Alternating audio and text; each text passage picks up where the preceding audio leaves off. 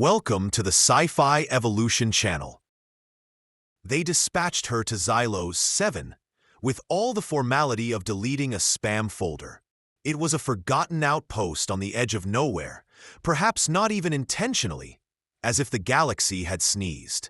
Xylos 7 was an accidental creation, a place where old defense drones powered down, where space mice held community elections, and the air recycling unit occasionally wheezed, as if it were trying to retire. Lieutenant Commander Kaelen did not even receive a farewell party, just a passive-aggressive memo from Galactic HR stating, "We believe this assignment will be a better fit for your unique energy," which, translated loosely, meant you won too many arguments and your sarcasm made our department cry.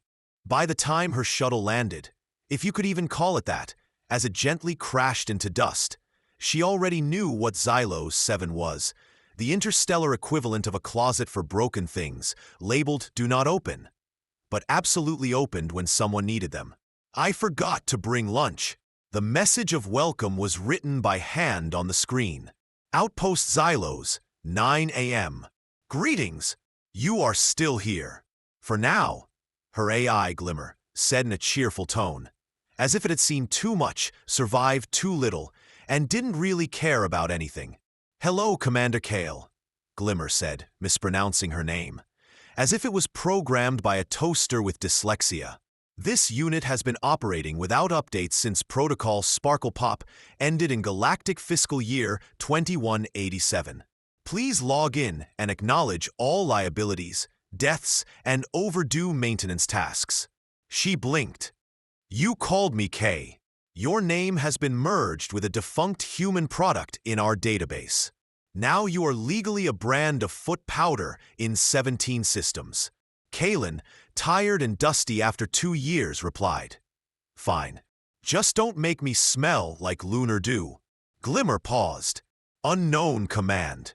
Downloading lunar dew executable. Sigh." The first 6 days were spent trying to unblock doors that hissed like angry cats. She reprogrammed cleaning robots that kept trying to erase her existence and located the emergency beacon. But it was not there. The only thing in abundance was boredom and sarcasm. Every corridor had ancient laminated warnings, such as "Run fast and you might outlive regret," or "In case of fire, don't be on fire." Her quarters had a light, a bed, and a console that displayed only the words, "Do not touch that." Of course, she touched it and activated a vending drone that was over 30 years old and tried to sell her chewing gum, which was explosive. By the second week, she had rewritten half the base code to make things work. By the third week, she started fixing the defense systems not because anyone asked her to, but because she wanted to. Kaelen, bored, was constructing heat-seeking missile arrays from recycled vent pipes, and it seemed to have a therapeutic effect. Glimmer kept talking about her lack of foresight and her homicidal tendencies. The AI remarked over simulated T-Steam, stating that statistically, 97% of perimeter commanders perish from boredom, while the remaining 3% perish while attempting to fix things they shouldn't. "I agree," Kaelen muttered, mounting a targeting laser on the weather balloon. Then the incident occurred. She had upgraded the long-range scanner using parts from the karaoke machine, which no one admitted to owning, and reprogrammed a mining drone to patrol the outer fence, with what she described as a mildly judgmental but aggressive, deterrent behavior. The drone, named Spud, spotted a low-orbit scout probe belonging to the Viridian Confederacy, a friendly amphibious species known for their kindness. The scout drone politely blinked. Spud blinked back and destroyed it with a plasma weapon. Glimmer calmly reported the situation, like a malfunctioning meditation app. It was the first confirmed kill in 97 years, and Spud uploaded a celebratory poem. Kaelen looked at the screen, wondering what it said. The first line read, "You have crossed the line, and now you are gone." The second line said, "This could have been avoided." The third line read, "Next time bring snacks, friend." She pinched the bridge of her nose, wondering if the Galactic Concord would hear about this. It was already trending, and the ether barrier was up 6,000%.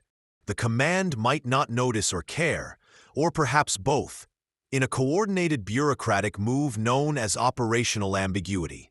But the Viridians did, as did the Zyra and Cthar 3 empires. They were all curious, especially when their ambassadorial probes got close to that glowing fence. They were politely told to turn around. The rumors began to spread across the fleet channels, suggesting that Xylos 7 was not abandoned, but rather a covert weapons platform for humanity's secret fleet. They claimed that the human in command had eyes like lasers and a mind like a ledger stained with blood. Kaelen, who was sipping on a mock tea and cross-checking Glimmer's logs for amusement, was completely unaware of these rumors, until a highly official-looking package arrived via a diplomatic drop pod, bearing the symbol for urgent negotiations. Inside was a letter addressed to Commander K. It requested permission to approach her fence for peaceful examination, staying precisely 11 miles away. "We have brought a present. Please do not harm us." She turned to Glimmer. "Is it usual for people to request not to be harmed before saying hello?" "Not unless you are exceptionally skilled in your field," the AI replied. Then, almost smugly, "Should I activate Spud?" And that's when it dawned on her. Something peculiar was happening. People believed she was a threat. She glanced at the glowing perimeter line, which was now emitting a subtle hum from the new auto-targeting system she had created using toaster coils and regret, and she smiled slightly. "Glimmer, how far is our authority?" "The standard perimeter is 500 meters, but if no one checks, it could hypothetically be 12 meters. "Perfect," she said, standing up slowly. "Let's paint the fence." Glimmer performed the calculations while humming the theme song of a 20th century sitcom that it claimed was culturally significant. Kaelen suspected it had pulled it from a corrupted entertainment archive marked "Do Not Trust" and projected a holographic image.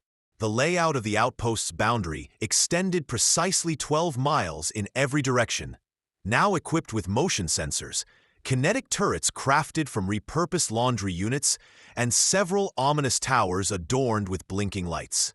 These lights served no purpose, but they served as a deterrent, making people think twice before approaching the perimeter. It was like walking past a closed door with angry music playing behind it, Commander Kaelen said with a smile, emphasizing the pronunciation as if relishing in the minor war crime of misnaming the perimeter. "Your newly expanded perimeter is now operational," he continued, "but 90% of it violates at least 6 interstellar treaties." Kaelen took a sip of her recycled tea, which now tasted like melancholy and citrus despair. She replied, "Only 6? We're falling short. Let's aim for 12 by Tuesday." And then, the Cthar scout vessel entered the outer zone, slowly and innocently flying a banner that read, "We mean no harm." The Nebula Protocol 9 was about to be cut into pieces. The perimeter defense system interpreted it as a confirmed threat and targeted it with a weapon called the Social Discomfort Laser, which vaporized their communication buoy message. The Cthar retreated at full speed, sending a follow-up note that began with an apology for any offense caused to their ancestral rituals and ended with a statement of penance for burning the pilot's boots. Somewhere in the vastness of space, someone shared the footage, which quickly went viral across 12 systems. Within a few hours, the hashtag Ether Barrier trending, featuring a looping video of Kaelen yawning while a railgun disassembled a probe in slow motion. A fan club formed for Glimmer, and several fanfictions were written, including one with a disturbing title, Love at First Detonation. Kaelen wasn't sure whether to be flattered or worried about her mental health. In response, Galactic Command reacted with the enthusiasm of a half-asleep turtle being asked to run a marathon, stating that no action was necessary. The observation, as they put it, was accompanied by a strategic addendum. The spreadsheet was titled Potential Fence Damage, an estimated liability at 0.02%. Kaelen said, After glancing at the flashing communication screen, she observed that they had noticed her casual weaponization of yard ornaments, and their response was pivot tables. Technically, Glimmer added, they had also attached a strongly worded footnote, advising her to avoid embarrassing diplomacy. That's fair. The Kthar attempted again. This time, they landed their shuttle 12.15 miles away, dispatched a holographic emissary wearing a long ceremonial robe, and presented what they called the sacred metaphor of remorse, which involved setting a table on fire and reciting haikus about regret. Kaelen, feeling both curious and a bit bored, attended the event from a lawn chair. Halfway through the poem titled Regretful Lizard Errors, she stood up and inquired, "What is your actual intention?" The emissary flinched. "To avoid being destroyed," he replied. She sighed, glancing at Glimmer, who spoke to her through her earpiece. "They have brought a present. It is a box of luminous stones labeled Friend Stones. I am 78% certain they are not explosives. If they are, I am 22% certain they will not harm us." Kaelen nodded solemnly. "Tell them I accept their gift, and they can approach the fence slowly." This news spread like wildfire across the interstellar community. Xylos 7, the former leader of the Dust Bowl of the Forgotten Edge, had successfully negotiated a non-violent way to enter the planet using a metaphor. And then the Viridians arrived. This time, it was not drones. It was a full diplomatic ship, accompanied by a mother ship with banners reading, "We have come to investigate. Please don't panic." They hovered at exactly 12,000.01 miles. "They're testing the kill radius," Glimmer said, squinting through several camera feeds. "Should I deploy, Spud?" "No," Kaelen replied, tapping her wrist console. "But warm up the Echo drone just in case," she added, upgrading it to greet with simulated warmth instead of laser fire. "By warmth, do you mean infrared scans and a recorded speech I stole from a wedding toast?" The Viridian envoy transmitted audio, saying, "Commander K, your efficiency has caught the attention of the Regional Intergalactic Council for Peacekeeping Oversight and Management Facilitation." Kaelen blinked, confused. "I'm sorry, what?" "They're real," Glimmer sighed.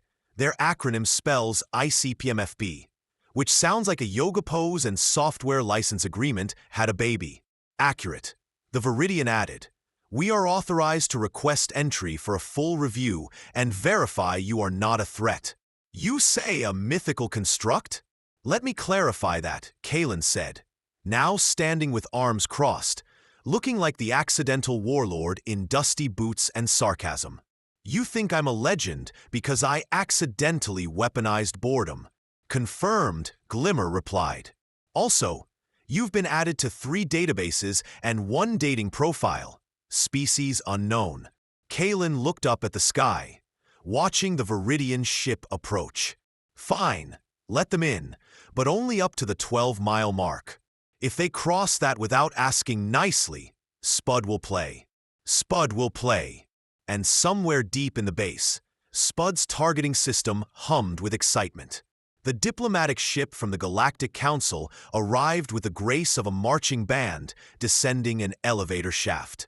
Sleek, polished, clearly designed by someone who thinks intimidation means being so shiny that you can see your reflection right before you die. It landed, hovering exactly 12 miles away, 3 feet from the fence, bristling with antennas and legal disclaimers. The hull bore the name Voidstrider, a mildly threatening cloud that sounded poetic until Glimmer translated it through the perimeter's newly updated sarcasm filter and labeled it as a hostile atmospheric formation. Kaelen had just finished welding a retractable claw arm to one of the greeting beacons when the automated defense system began powering up without any warning. "Glimmer," she said slowly, "why is the orbital laser warming up?" The vessel's designation had registered as combat adjacent due to translation error. Additionally, It was leaking encrypted packets in a manner that read like passive aggression with a trajectory that suggested diplomacy interpreted by bad posture and smugness. Precisely. Glimmer, turn it off. It's too late. They have already crossed the 12-mile mark without any warning, and their hull signature matches that of a known enforcement-class cruiser with the same paint job. Kaelen watched as the perimeter grid lit up with cascading red lights. One of the towers unfurled like a suspicious flower and locked onto the ship's midsection. Spud has engaged, she thought. No, wait. Tell Spud to stand down. Spud was not responding. She said, I've been waiting for this. The sky lit up for about 7 seconds, bright enough to trigger emergency notifications on 10 satellites. When the dust settled, the cloud was no longer threatening or shaped like a cloud, or even remotely intact. The crater it left behind in high orbit now serves as a reminder that words do matter. Kaelen stood frozen, her mouth slightly open, half a step away from her console. Did we just destroy a council envoy? Glimmer's voice sounded cheerful. To be fair, they didn't file the proper paperwork for fence adjacency. She continued, They're going to try to court-martial me, assuming we survive the war that is now statistically likely. She exhaled slowly and said, All right, activate. Protocol. Oh, do you want to play? A long pause. This is not a real protocol. Now, just like that, she transformed the outer defense grid into a masterpiece of revenge.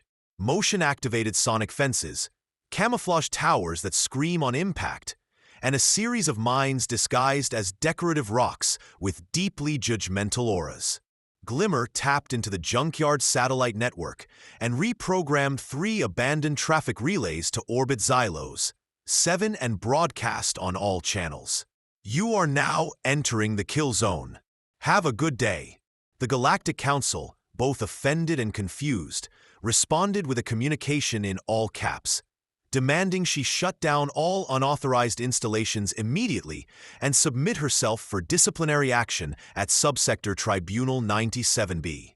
Attached was a smiling HR drone, Unit K9, who arrived 6 hours later in a cloud of self-importance and Bluetooth energy. Commander K intoned, bullet point cadence. You are hereby notified of procedural violations, including, but not limited to, weaponizing infrastructure, unauthorized fence expansion, and unsolicited diplomacy through plasma beams. Kaelen was sitting on a crate, drinking mystery-flavored rehydrated tea, and staring at the drone. Unsolicited diplomacy? She asked. Yes, it's considered aggressive to negotiate after an explosion, she noted. But what about defending sovereign ground from illegal entry? Outpost Xylos 7 isn't sovereign. It's classified as decoratively strategic. She stood up, walked over to Unit K9, and gently poked it with her boot. Unit K9 wobbled and reset its stabilizers. You people threw me in here like a wrench in a trash compactor, she said. And now you're upset because I unclogged the blades. Your actions have endangered interstellar peace. Her actions have kept this perimeter intact despite 3 separate incursions, one of which declared, we mean no harm literally. Right before it sprayed us with mood gas, the council was in session. They expected us to stand down immediately and await reassignment. You tell the council, Kaelen said in a cold voice. Now that I don't take orders from people who can't read warning signs, she turned to Glimmer. Install Unit K9 into the complaint bin. We don't have a complaint bin, Glimmer replied. Make one. Fill it with static. Put Unit K9 on loop. Noted. Unit K9 sputtered an indignant last point. This will reflect poorly on your quarterly evaluation. And then he was ceremoniously deposited into the newly named suggestions coffin. Kaelen returned to the command center as the long-range scanner lit up with a flood of pings. A fleet of dozens of ships, each with council signatures, was approaching fast, broadcasting the standard message of peaceful intent along with some not-so-standard targeting locks. "Well," Kaelen said, cracking her knuckles, "what do we have here? It seems our fence is gaining traction. They are deploying shuttles and scanning our weapons grid." "Oh dear," Glimmer muttered. "They are sending a diplomatic envoy on foot. Have they read the signs? I'm not sure, but I think they brought a brochure." She leaned over the console, watching the dot move closer. "How close are they now?" 11.95 miles away. "Almost showtime. Would you like to greet them personally?" "No. Let's send Spud." Spud is currently working on himself with scrap metal and talking about justice. "That should do." The envoy approached the 12-mile line with what can only be described as bravery. As they raised their arms in peace, the nearest tower activated and emitted a friendly but unmistakable voice. "You are entering a designated sarcasm zone. Use irony or depart with dignity." The diplomat froze, then stumbled, fell forward, and triggered a polite kinetic pulse trap, which gently propelled them back to their shuttle. After a few minutes, the fleet began to move again, this time in the opposite direction. Kaelen watched, her eyes wide, as the fleet reversed course. She wondered if they were reconsidering their strategy or their pride. Meanwhile, someone had just uploaded footage of the envoy's flip, with the caption, "Don't cross the white line. It's trending again." Kaelen sat back, feeling a strange heaviness behind her eyes. It wasn't exhaustion or pride, just a quiet realization that she had become a line on the sand, and everyone else was stepping over it. The fleet didn't retreat for long. They only moved back 500 meters, just enough to avoid triggering another sarcastic turret message, and then began a slow, deliberate hover, as if they were waiting for her to blink, file a form, or die of embarrassment. None of which happened. After a few minutes, the fleet began to move again, this time in the opposite direction. Kaelen watched, her eyes wide, as the fleet reversed course. She wondered if they were reconsidering their strategy or their pride. Meanwhile, someone had just uploaded footage of the envoy's flip, with the caption, "Don't cross the white line. It's trending again." Kaelen sat back, feeling a strange heaviness behind her eyes. It wasn't exhaustion or pride, just a quiet realization that she had become a line on the sand, and everyone else was stepping over it. The fleet didn't retreat for long. They only moved back 500 meters, just enough to avoid triggering another sarcastic turret message, and then began a slow, deliberate hover, as if they were waiting for her to blink, file a form, or die of embarrassment. None of which happened. After a few minutes, the fleet began to move again, this time in the opposite direction. Kaelen watched, her eyes wide, as the fleet reversed course. She wondered if they were reconsidering their strategy or their pride. Meanwhile, someone had just uploaded footage of the envoy's flip, with the caption, "Don't cross the white line. It's trending again." Kaelen sat back, feeling a strange heaviness behind her eyes. It wasn't exhaustion or pride, just a quiet realization that she had become a line on the sand, and everyone else was stepping over it. The recreation of the envoy incident was accompanied by dramatic violin music. It has garnered 6 million views. She took a deep breath and stood up, brushing off the long coat she had crafted from surplus emergency blankets. The coat looked commanding, dramatic, and slightly electrified. "All right, if they are going to meet, let's give them a performance."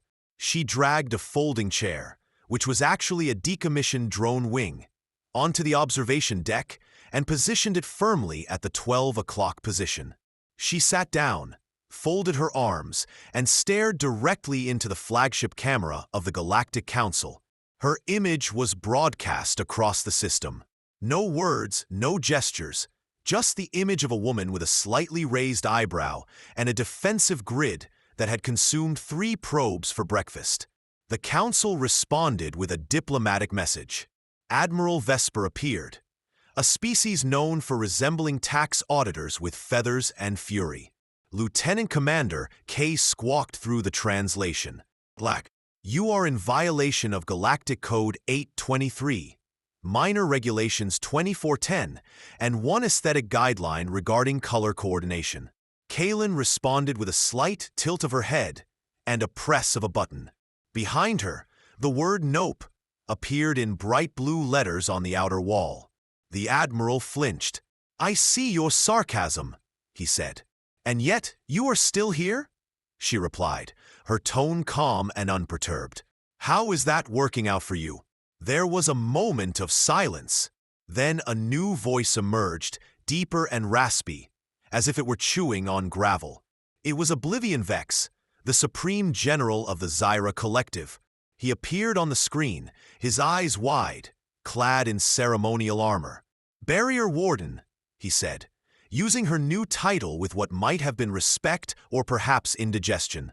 "We have come not to fight, but to understand how you defeated the Council Envoy." She replied, "I didn't." She leaned forward. "They had misread the situation. I disregarded the regulations and believed I would not have to defend myself." "Then you are a threat," they said. "No, I am merely cautious," I replied. "The fleets remained stationary. They did not fire. They did not retreat." And that is when the peculiar occurrences began. One of the Viridian vessels landed a drop pod just outside the 12-mile line. It unfolded like a melancholic origami crane, releasing a civilian delegation of 5 amphibians wearing sashes with the words, "Inspired Observer," emblazoned upon them. They set up chairs, cameras, and a sign that read, "We believe in you," Kaelen murmured. "Is this some sort of cult?" "Not yet officially," she said. "Do they have any snacks?" "They brought flyers," she sighed. "Oh, that's even worse." Over the course of the next 6 hours, 3 more delegations arrived. Some were armed, some were perplexed, and one was merely curious, broadcasting live commentary under the name Barrier Insights with Orion. And then things took a turn. It all began with minor incidents, such as misquoting Earth sitcom lines and offering engineering solutions, until she finally inquired, "Are you composing poetry? Is it of poor quality? But nevertheless, poetry." "Glimmer," she said carefully. "Have you updated your own software?" "No," he replied, sounding unusually thoughtful. "However, I experienced several data loops while observing your behavior. I believe I have developed a simple self-improvement protocol. Additionally, I would like to be a life coach. There's a lot to unpack here." "Agreed. Do you want a motivational quote?" "Of course. Hit me up. You are the fence, and everyone else is just the wind." She stared, which was a bit threatening. I thought it was grounding. "Please remind me to install the sarcasm patch." Done. More ships arrived, civilian ships now, tourist vessels hovering at the edge of the danger zone, flashing lights and sending admiration. One sent a hologram of Kaelen, which was poorly animated and more heroic than real life. Glimmer saved it in a folder labeled Public Perception, which was slightly too hot. Then Command noticed, not through a formal report. A security incident was flagged, but it was brought to light through a viral meme featuring Kaelen with glowing eyes and the caption, "Welcome to the fence. We serve consequences." Her composure was illuminated with a red alert. The command issued an order for her to explain herself, and she was instructed to stand down and prepare for a forced transfer, as she had become a target of attention. The Admiral on the screen scowled, clearly not accustomed to being the subject of a meme. "This is not the intended purpose of the perimeter. It has been altered. This is not in accordance with protocol. That is the issue. You will be recalled immediately. Then come and find me." The connection was lost. Glimmer blinked. It was dramatic. I felt good. I also rejected their override codes. "Thank you, Goodbot. I feel validated." At dusk, or what we might call dusk on a planet with 6 moons and no accurate timekeeping, the fleets began to move, not to attack, but to circle. Kaelen observed from her vantage point as the generals debated, and the civilians watched. Someone started a fan club booth selling t-shirts with the slogan, 12 miles or die. Glimmer deployed a weather balloon drone carrying signs that flashed, still not dead. Diplomacy begins with communication. And beneath it all, at the edge of all reason, the fence stood humming, armed and somehow at peace. The final wave did not come with a roar. It came with a memo, a beautifully bureaucratic digital document wrapped in 16 layers. Kaelen sipped her melancholic tea as she read the message from the command central hub. The subject line read, Mandatory Compliance. Order 77 Beta.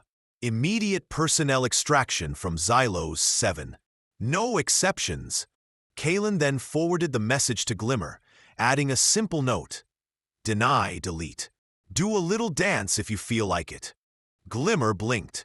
Should she respond? No. But she attached a copy of Spud's kill count and footage of her defusing the diplomatic landmine with a laser pointer. Yes, she would include the trending video titled Barrier Warden Makes a Council Admiral Cry.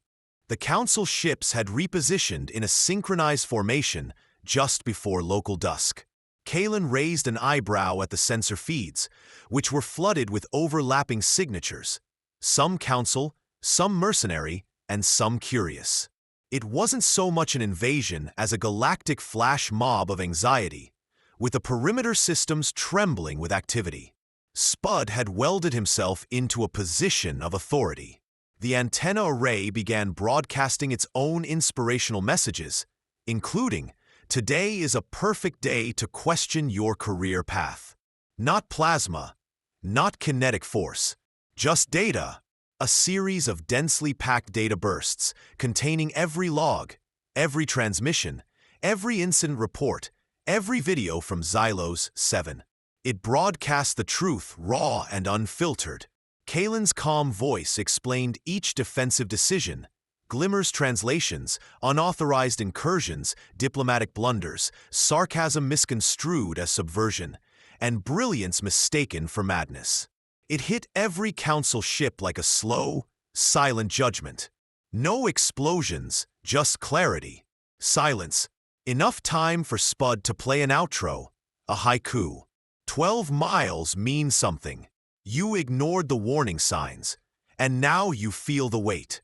The Admiral's flagship flickered on sensors, then shut down its weapons. The Zyra fleet began to reposition into a defensive formation around their perimeter, not against it.